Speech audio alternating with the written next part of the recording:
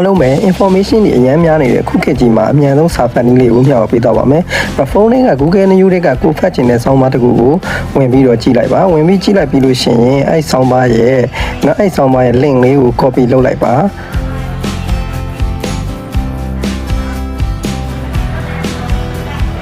copy လုပ်ပြီးတော့လို့ရှိရင်ကိုယ့်ရဲ့ AI ChatGPT တွေကိုဝင်လိုက်ပါမယ်။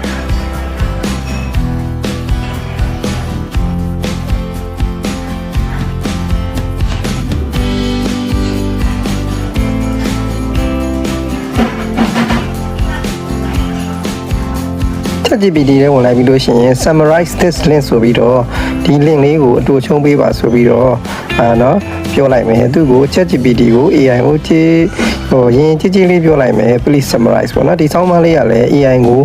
ရင်ကြီးပြောခြင်းရဆိုလို့ရှိရင် AI လေးကိုပို့ပြီးတော့ကောင်းတဲ့ result ကိုရစေတယ်ဆိုပြီးတော့ရေးထားတယ် Open AI က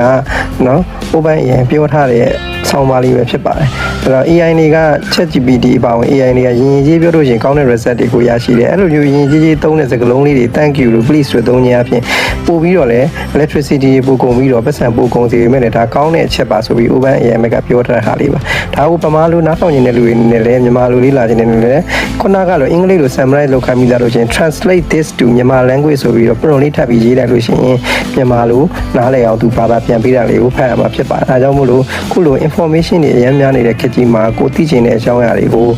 Google ကနေပြီးတော့ internet ကနေပြီးတော့ link တစ်ခုကနေကိုသိချင်တဲ့အကြောင်းအရာဆောင်းပါးတွေကို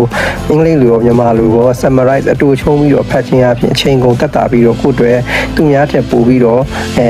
ခြေတလန်းတာပြီးတော့ရှေ့အောင်နေမှာဖြစ်ပါတယ်ဒါကြောင့်မလို့ AI ကိုဒီလိုအသုံးပြုဖို့လို့အတွက်ကြံပေးခြင်းလို့ဒီဗီဒီယိုလေးကိုမျှဝေပေးခြင်းဖြစ်ပါတယ်အားလုံးပဲဆုံးလေးအောင်ကြည့်ပြရတဲ့ကျေးဇူးတင်ပါတယ်အခုလိုအသုံးဝင်တဲ့နည်းပညာဘုလူတာတွေကိုလေ့လာဖို့လို့အတွက် channel လေးကို subscribe ပြုလုပ်ပေးဖို့တက်ဖိတ်ခေါ်ပါတယ်အားလုံးကျေးဇူးတင်ပါတယ်